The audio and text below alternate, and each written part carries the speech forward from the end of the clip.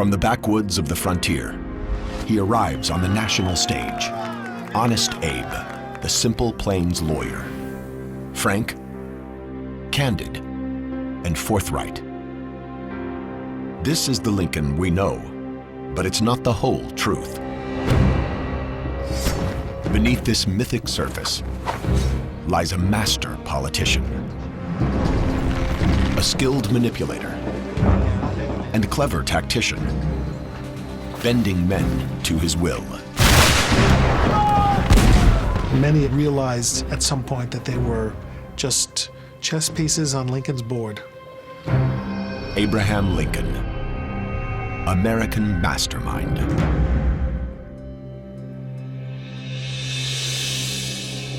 Every American schoolchild knows his image. The frontier roots, towering height, and honest reputation are all legendary. But he's also a man of surprising cunning and calculation, one skilled at manipulating men and shaping his own image.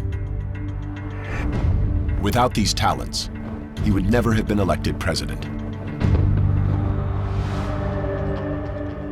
Winter, 1860. Lincoln is a prominent lawyer in the town of Springfield, Illinois. He holds no political office, yet audaciously seeks the biggest prize of all, the White House. Gaining his party's nomination won't be easy. Compared to his rivals, he's seen as a political featherweight. And Lincoln knows that image is everything. And it won't go away. As the clerk of a troubled store, he earned the nickname Honest Abe by repaying his creditors instead of hiding from them. Now, he cleverly exploits this reputation by presenting himself as a simple man of integrity. Songs are even composed, praising his honesty. Though the image was built on truth, it was by no means the whole truth. I guarantee you, those who knew Lincoln best never called him Honest Abe or Old Abe. So Lincoln was a very shrewd manufacturer of his public image. People knew Lincoln as a small-town lawyer, but in his youth, he'd occasionally split a fence rail or two. How do you package someone like that? Well, you package him by going back to his roots on the farm and asserting that Abe Lincoln is simply a good-hearted man straight from the land, a rail splitter. Which was a much more politically potent image than Lincoln the railroad lawyer, which is in fact how he'd made his living. To drive home the point, his supporters drag fence rails into the convention hall. Even though Lincoln finds the image undignified, he plays along. The Republican Party prints thousands of rail splitter leaflets and distributes them throughout the country. Lincoln becomes a household name. Lincoln had an instinctive grasp of how to sell himself, and it was something that evolved and grew and became more sophisticated as Lincoln himself did.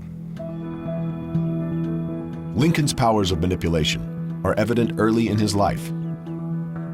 He first learns to influence people as a young man on the frontier. At age 22, he leaves his family's remote cabin for the town of New Salem, Illinois. Here, he faces a tough crowd. The Clary's Grove boys in New Salem were the local ruffians. They were up to all kinds of mischief. They were the hellraisers of the frontier. The bullies of New Salem see a chance to humiliate the newcomer. So they challenge Lincoln to a wrestling match. According to some witnesses, the gang's leader plays dirty. But Lincoln doesn't give up. His willingness to stand and fight has a profound impact on the Clary's Grove boys. Lincoln, far from further aggravating the opinion of this local gang, actually won their admiration. And it's the first great indication of the persuasive power that Lincoln had with people. He loses the match, but learns an important lesson, turning one's rivals into allies has its rewards. They helped him win elections. They went out and voted for him at elections and promoted his candidacy in other villages and helped him to win his first election to the legislature. In 1837, at age 28, he first arrives in Springfield, Illinois, and casts his spell over voters and juries alike. But the younger Lincoln doesn't limit himself to the high-minded rhetoric that will make him famous. He excelled at slicing up his political opponents with sarcasm. The problem was he learned fairly early on that sarcasm makes you as many enemies as it does friends. Lincoln's sharp wit eventually gets him into trouble. He publicly ridicules a politician named James Shields, calling him a fool and a liar. In response, Shields challenges him to a duel. Lincoln will not be dubbed a coward, but he faces a real threat to his life. So he manipulates the situation by laying down the terms. For their weapons, Lincoln skips the customary pistols and instead chooses swords. The reason soon becomes clear. Before the duel began, Lincoln emphasized his long reach by taking his saber, his sword, reaching up and slicing off a branch of a willow tree above him and giving Shields an idea of how long his arms were and what he might do to him in the course of the duel. Lincoln also demands they place a board between them that neither can cross. This gives Lincoln, with his long limbs, a natural advantage. The two men soon reach a peaceful agreement, and the duel is called off.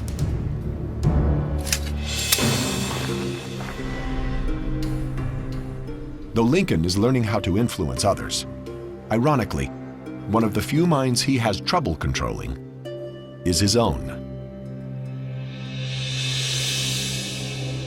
Mastering his emotions is not an easy task, for he struggles inwardly with depression.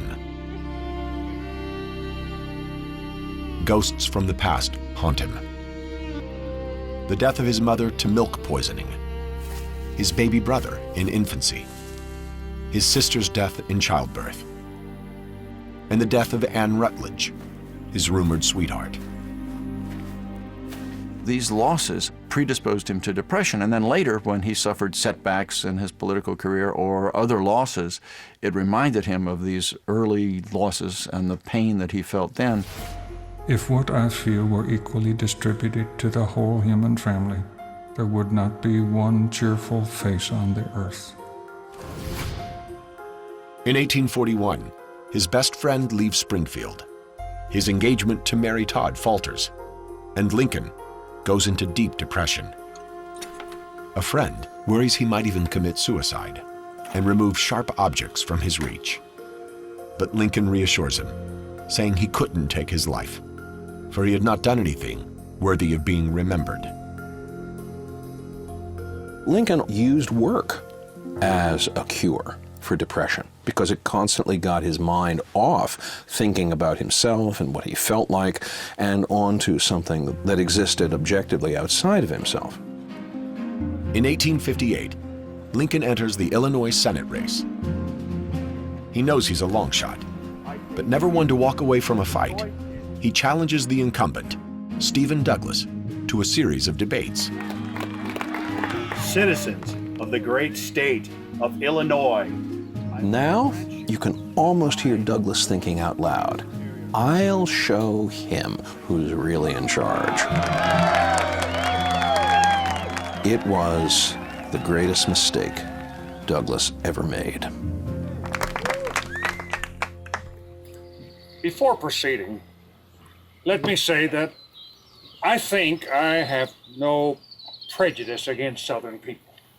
I believe that they are just what we would have been had we been born in their circumstances.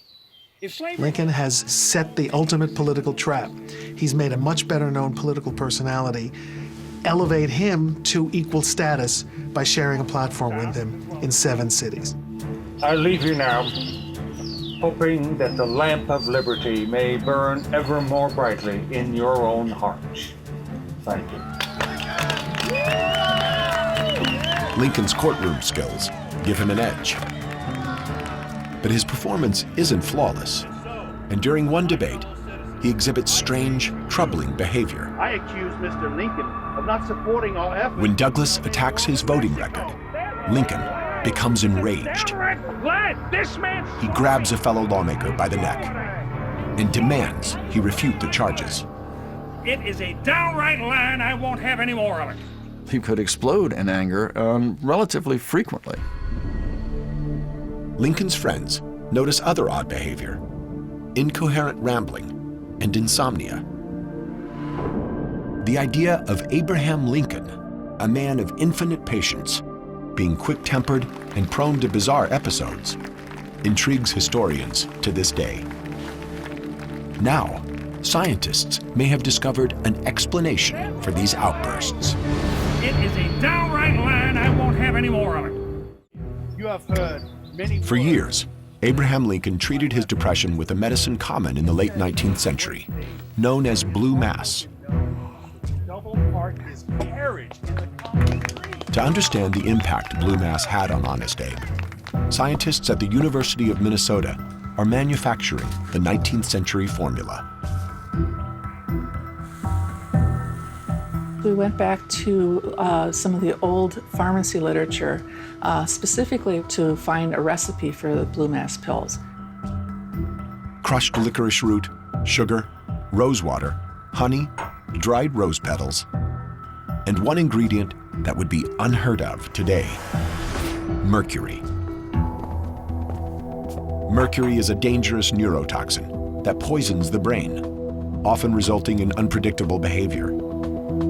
The usual dosage of this was one of these 2 or 3 times a day. So Mr. Lincoln was exposed to about 9,000 times greater amount of mercury than would currently be considered safe. By taking the pills, Lincoln may have inadvertently poisoned himself. But even he notices their side effects. Concerned that they're making him irritable, he eventually quits using the pills he'd relied on for decades. Despite possible medicinal handicaps, he fares well in his 1858 debates with Stephen Douglas. Although he doesn't win the Senate race, he claims a valuable consolation prize: publicity. What Lincoln gains from that is a national reputation for having taken on the little giant and very nearly upset him completely. Lincoln knows well that this is the perfect time to build a national reputation, thanks to the technological innovations that boost his newfound fame. Shorthand allows journalists to take down every word. Using the telegraph, they then wire their stories to editors hundreds of miles away. And with steam-powered presses, newspapers are quickly mass-produced to satisfy a nation's growing curiosity. The debates propel Lincoln onto the national stage. Overnight, he's a political celebrity. He capitalizes on this by publishing both an account of the debates and a campaign biography. Then, at the 1860 presidential convention, he steps back and lets his handlers loose on the delegates. They use counterfeit tickets to flood the gallery with supporters and negotiate backroom deals that all but secure him the nomination. He was able afterwards to say, I didn't actually sign off on any of these deals, so his hands were clean, but that sounds a little bit like plausible deniability. In a stunning demonstration of political brilliance, Lincoln, a virtual nobody just 3 years before, emerges victorious. His honest reputation and savvy campaign staff help him clinch the Republican nomination. But when his team shows off a portrait at the convention, the response is unexpected. apparently all the cheering stopped instantly as if the sound had been turned off in a movie theater. And everybody was just, what's that? Is that the guy we just nominated? And they took the picture out. They said they never saw a picture have such a terrible effect on a crowd. In some photos, he looks more like a crazed wild man than a presidential candidate, a fact not lost on Lincoln. But Lincoln is quick to turn a weakness into a strength. Though photography in 1860 is in its embryonic stages, he soon realizes the power of this new medium. He stops by the studio of famed photographer Matthew Brady. So many of the early photographs focused on those imperfections and those creases and molds and lines and all of that. Brady moved the camera back to emphasize Lincoln's physique and his stature. And then at the last minute, he says to Lincoln, "Would you mind pulling your collar up?" And Lincoln says, "I see, Mr. Brady, that you'd like to shorten my neck." So Lincoln tugs his collar up, and just when he does it, Brady's operator snaps the camera. The result is a powerful image. Dignified and presidential, it radiates confidence. Lincoln's campaign mass produces and distributes the photo, plastering his face everywhere. That was the way Abraham Lincoln was really introduced in 1860, in colorful images that masked his imperfections, that plastered down his hair, took some of the lines out. I mean, he was airbrushed generations before anybody knew what airbrushing was. These photos play a vital role in the campaign.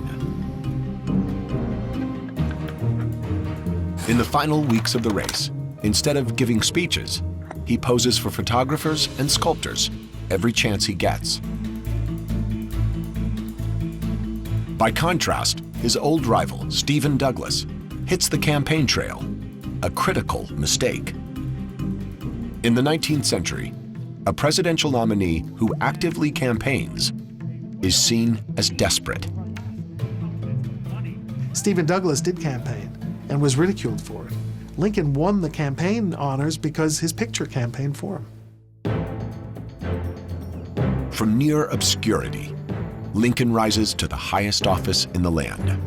On March 4th, 1861, the rail splitter is sworn in as President of the United States. But he continues to polish his image. It's no accident that Lincoln has over 130 pictures taken, far more than most public figures of his era. After he's elected president, he adds the finishing touch, a beard to hide his rough features. His handlers have recommended this for months. But being a savvy politician, Lincoln attributes his new whiskers to advice from a young fan. If you will let your whiskers grow, you would look a great deal better, for your face is so thin. All the ladies like whiskers, and they would tease their husbands to vote for you. But crafting a public persona is a double-edged sword. The press can easily damage his reputation. And during his inaugural train ride from Springfield to the Capitol, they get their chance. The closer he got to Washington, the more ugly rumors began to accumulate that a plot against his life was afoot. By the time that he had reached Philadelphia, discussions about this plot were reaching a fever pitch.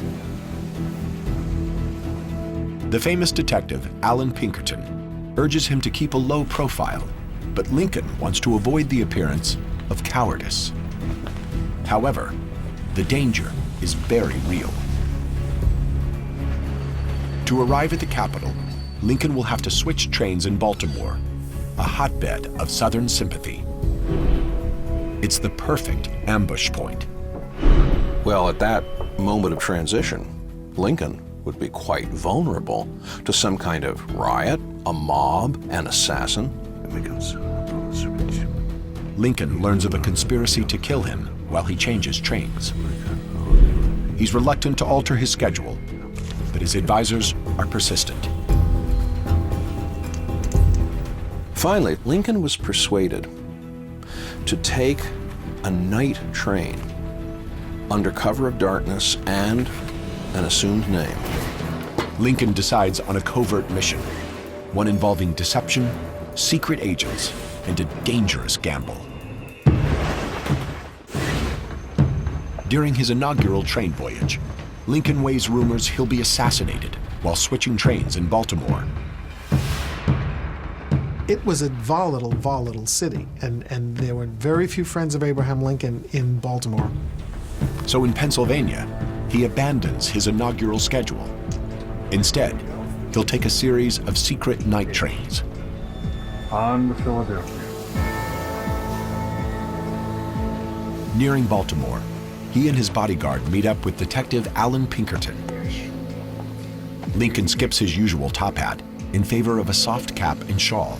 He's even offered a weapon, but refuses it. Instead, he follows Pinkerton into a waiting carriage to pass the hours. Just before their train is scheduled to depart, they meet up with a woman pretending to be Lincoln's sister. In fact, she's also a Pinkerton detective, tasked with securing their bunks. Finally, the conductor is given a package and told to rush it to Washington. Little does he realize, the real package is the president-elect. Lincoln arrives in Washington, physically unharmed, but wounded politically. The newspapers fell on this like vultures. They ridiculed Lincoln. What did Lincoln think he was afraid of? What a scaredy cat. The damage to his reputation is worse than he'd anticipated. Vicious cartoons mock his behavior and disguise. Some even show him dressed in woman's clothes.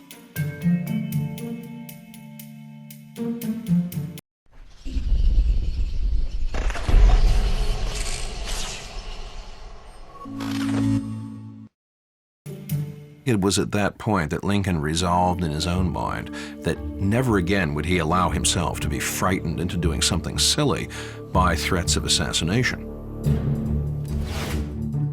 Public sentiment is everything. With public sentiment, nothing can fail. Without it, nothing can succeed. Although Lincoln's been attacked by the papers, he realizes how much he needs them. In fact, he goes out of his way to embrace the press. Lincoln enjoyed the newspapers. He also understood their power for shaping public opinion, and he manipulated them with as much cleverness as he manipulated members of Congress. Lincoln makes friends with reporters and editors. He hangs out at newspaper offices. Occasionally, he even ghostwrites editorials.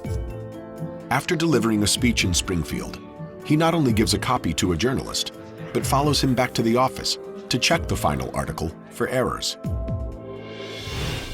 When he becomes president, Lincoln makes a shrewd decision. To this point, new administrations had singled out their favorite paper to act as a mouthpiece. Lincoln skips this tradition and establishes a White House press corps. He will let them fight amongst themselves for scraps of information and favor from him. He's a master at using subtle influence to control fellow politicians. And he needs to. For many party leaders underestimate him. They fear he's nothing more than an uneducated frontiersman. I don't know where the mistakes are. That made Lincoln successful in November, but it also fed the uncertainties, the doubts, even the enmities of some of his fellow Republican politicians. Many fought him for the nomination and still feel the sting of defeat. Instead of ignoring these rivals, Lincoln disarms them with a brilliant tactic. He invites them to serve in his cabinet. One of the reasons Lincoln did this was because he knew that in order to unify the party, he had to have all factions represented, the radicals, the conservatives, the moderates. And it showed a lot of self-confidence on Lincoln's part because he knew that people regarded him as infinitely inferior to them and infinitely less worthy of being president. Two of Lincoln's appointments are especially headstrong. Secretary of the Treasury Salmon Chase and Secretary of State William Seward. Seward doesn't think much of Lincoln and says so openly. Extremely disappointed. Disappointed? You're disappointed? Seward erupted in anger and said, I, who have founded the Republican Party, who have been its intellectual head for years, have had to be passed over by this backwoods lawyer from Illinois. Disappointed. But as much as he can't stand Lincoln, Seward despises Salmon Chase even more.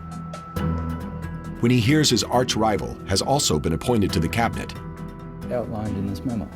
he's so upset he submits his resignation. But Lincoln doesn't accept it. Mr. Seward, you're a man of talent and ability. Instead, he turns Seward into one of his closest allies. I ask you to take this position because I need that ability. Lincoln very gently but very firmly put him in his place. And as a result, Seward worked very closely with Lincoln, and they became very close friends. Lincoln's subtle influence keeps his cabinet in line, but his powers of manipulation are tested by a greater challenge: civil war. In the winter of 1860, the nation sits on a powder keg, with war looming. Many doubt Lincoln can handle this tense situation. His critics, once again, underestimate the man. As early as his inaugural address, Lincoln is already stacking the deck in his favor. The important thing is to lay the groundwork so that if war comes, it will be forced upon the North by the South. In your hands, my dissatisfied fellow countrymen, and not in mine, is the momentous issue of civil war. Lincoln knows whoever fires the first shot will be seen as the aggressor and lose popular support. Tensions are high after South Carolina's secession from the Union. In response, federal troops had retreated to Fort Sumter, an island garrison on the coastline. This doesn't sit well with Confederate leaders, who claim the fort as their own. Lincoln knew that Fort Sumter would be contested. His insistence all along had been Fort Sumter is federal property, which was a real finger in the eyeball of South Carolina. So the Carolina militia lay siege to the fort, trapping dozens of federal soldiers. After analyzing the situation, Lincoln's cabinet presents him with two options. He can send in troops to defend the fort, but any show of force could drive the border states, Delaware, Maryland, Kentucky, and Missouri, into joining the Confederacy. And defending Sumter would require a large number of troops to secure the surrounding coastline. How many will he need? General of the Army Winfield Scott estimates between 20 and 30,000. Well, where is he going to get that? There's only 16,000 soldiers in the entire United States Army in 1861. But the alternative isn't much better. It makes him look weak. Lincoln can concede the fact and turn over Fort Sumter to the Confederates and evacuate the garrison, in which case his administration is dead on arrival. The first challenge the Confederates make to his authority as president, he is conceding to them. Lincoln sees a third option. He decides to send not men or arms, but food and supplies. For a lengthy standoff would cause the secession movement to lose steam. This puts the pressure back on the Confederates. If you decide you're going to intervene, you're going to have to do it quickly. Before that ship with the supplies arrives, you're going to have to use artillery to blast Fort Sumter into submission. Exactly as he'd foreseen, South Carolina fires upon Fort Sumter. It soon falls into Confederate hands. Although Lincoln has lost control of the garrison, he's kept the border states neutral and won something greater: the support of the North. When Lincoln issued a call for 75,000 volunteers, he was swamped. far more than 75,000 people responded. But getting his military to act is more difficult than he realizes. Lincoln's authority is questioned by his commanders, especially General George McClellan. Early in the war, Lincoln had promoted McClellan to lead his armies. Their relationship started off well, but quickly soured. McClellan took a demoralized, defeated Union army, whipped it into shape, restored its morale, equipped it and trained it and supplied it well, but then had no nerve to actually use it in a fight. McClellan's reluctance to engage the enemy tries Lincoln's patience. For months, he urges the general to be more aggressive. Even after a hard-fought victory at the Battle of Antietam, McClellan refuses to pursue Lee's army. Instead, he blames the delay on his tired cavalry. Lincoln telegraphed back, "What have your horses been doing lately that fatigues anything?" Instead of heeding Lincoln's pleas, McClellan repeatedly snubs the president. Lincoln would go visit him, and he wouldn't bother to get out of bed. He would say he was busy with breakfast. Time and again, McClellan treated Lincoln with abject contempt. Many politicians wouldn't stand for this, but Lincoln favors logic over emotion. He controls his temper and removes his ego from the equation. Lincoln wouldn't take things personally and was therefore able to keep the North united, to keep the Republican Party united, and that unity was the secret to Northern success. Lincoln is a master at pulling strings behind the scenes. But to preserve the Union, he feels compelled to step out from behind the curtain. In 1862, his desire to take control leads him to do something that shocks his advisors. The president takes personal command of his armies in the field. Spring 1862. The war is going badly for President Lincoln. What was supposed to be a short engagement has stretched over a year, and the news keeps getting worse.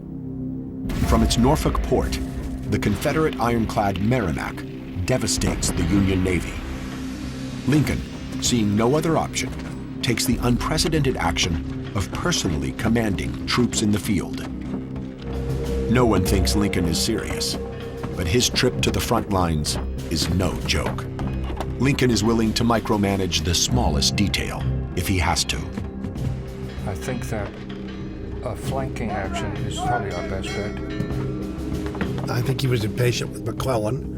He was impatient with the sluggish pace of Northern advance. So he decided to go and do a little generaling himself, or in this case, a little admiraling.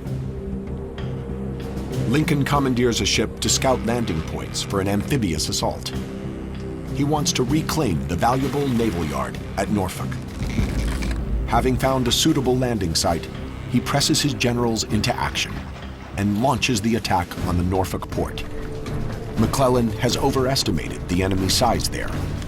Outnumbered by Union forces, the Confederates retreat and hand Lincoln a great victory. Norfolk was taken and the Merrimack was then scuttled, and it was a brilliant campaign by Lincoln. And the soldiers and sailors who were involved said if Lincoln hadn't come down here and galvanized everybody, it wouldn't have happened. Lincoln, the political mastermind, has now added military strategist to his portfolio. But his senior officers are appalled by his lack of training. His Southern foes are highly skilled in battle tactics. Jefferson Davis, the president of the Confederacy, has impressive credentials. Jefferson Davis had been to West Point. Jefferson Davis had been a hero of the Mexican War. Jefferson Davis had been a distinguished Secretary of War. Lincoln had no such credentials or background. Early in the war, Lincoln realizes he lacks knowledge in military strategy. So he turns to the same place he learned to practice law, the pages of books. He went to the Library of Congress and ordered books. He read them, and suddenly he knew as much about war strategy as anybody who had gone to West Point. Having done his homework, Lincoln is eager to put his knowledge to use. so he writes his generals outlining his thoughts. While the North has superior numbers, a larger army and navy, the South has interior lines, road and rails to quickly transport their troops and outmaneuver the Union. Lincoln weighs these strengths and then suggests a course of action. We must fail unless we can find some way to making our advantage an overmatch for his. This can only be done by menacing him with superior forces at different points at the same time.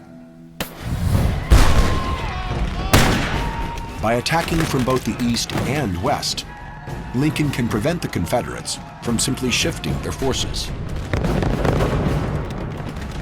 However sound his strategy, Lincoln struggles to convince his generals. Lincoln finally found some generals who would actually do it. And when Grant and Sherman and Sheridan and Thomas then start putting the pressure on all fronts, Lincoln says, well, finally, that advice that I've been trying to get my generals to adopt for the past 2.5 years is being taken.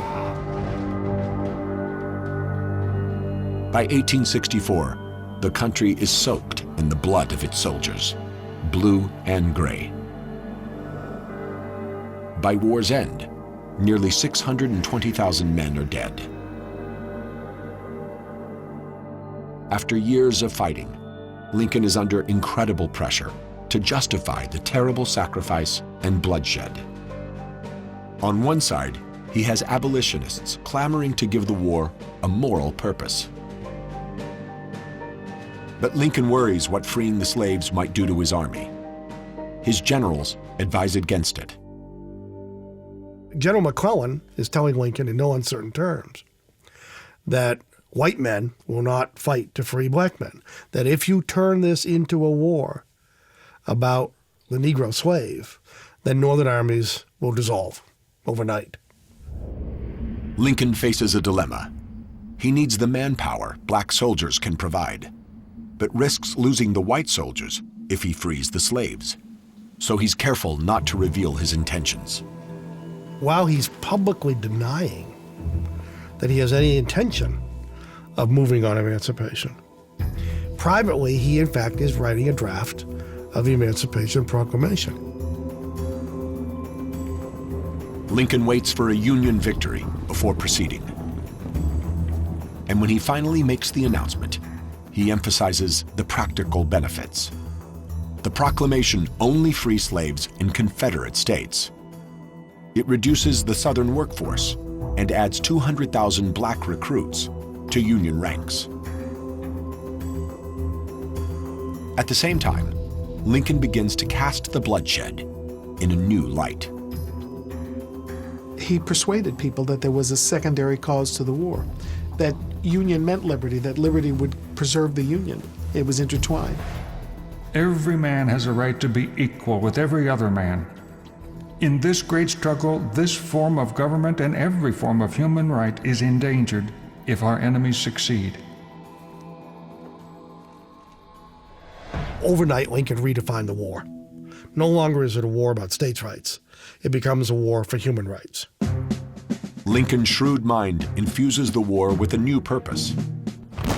As the fighting intensifies, he continues to be a hands-on commander-in-chief.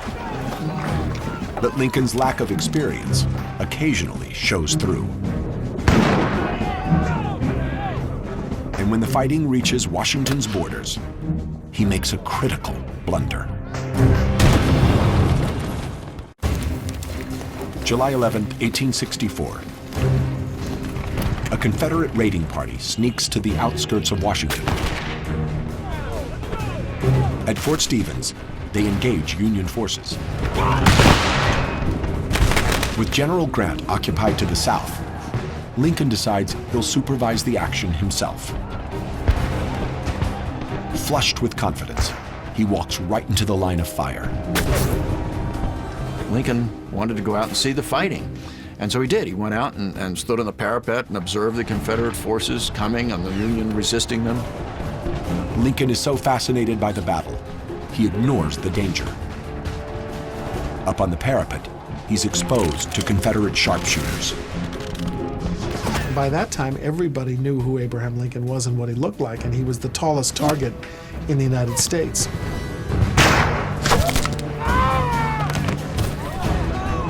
Despite the mounting casualties, Lincoln continues to stand his ground.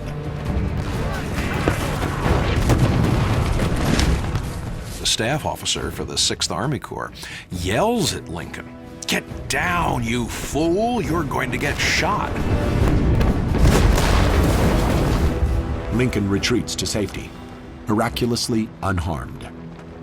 Although many question his judgment, no one questions his bravery. The next day, he returns to boost morale. Gentlemen, I want to thank you for your service. Lincoln showed some physical courage in his willingness to go out and also some curiosity about how the war was going. And he felt great empathy for the troops and wanted to show his solidarity with them.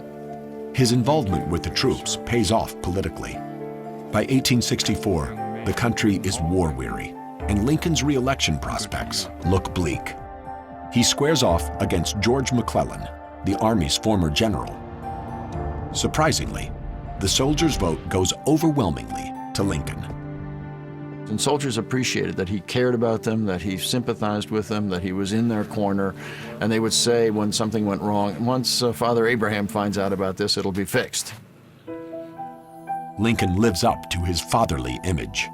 He identifies with the troops because he shares a humble background with them. And this makes their deaths all the more painful.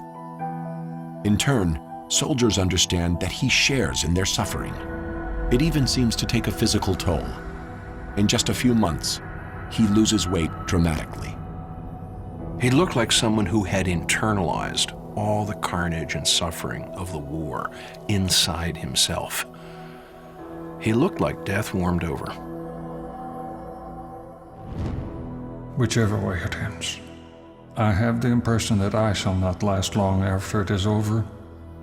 The springs of life are wearing away. Lincoln senses that he has little time left, and in his last few months, uses his persuasive powers to their full extent. He knows that the Emancipation Proclamation could be overturned, so he permanently bans slavery with a constitutional amendment. By one means and another, people who had previously opposed the 13th Amendment decided to stand back or to vote in favor of it, and the man operating the controls behind the curtain was that rough, intelligent farmer, Abraham Lincoln. But Lincoln's days are numbered. On April 14, 1865, an assassin ends his life. After his death, the image Lincoln helped create rises to take his place. Well, the rail splitter Lincoln is much closer to our idea of rough-hewn, muscular, frontier democracy. It's a very appealing image. It brings him closer to us. But the real Lincoln remains elusive, for he's shrewder, craftier, more manipulative than the myths portray. With an invisible hand, he bent men to his will, and did it so well that only now are we coming to understand his methods. For Lincoln's greatest trick was hiding his talents, disguising himself as a simple, unassuming man from the plains. Lincoln knew how to use both the intelligence and the conclusions people were coming to when they met him. He knew that they were underestimating him, and he let them.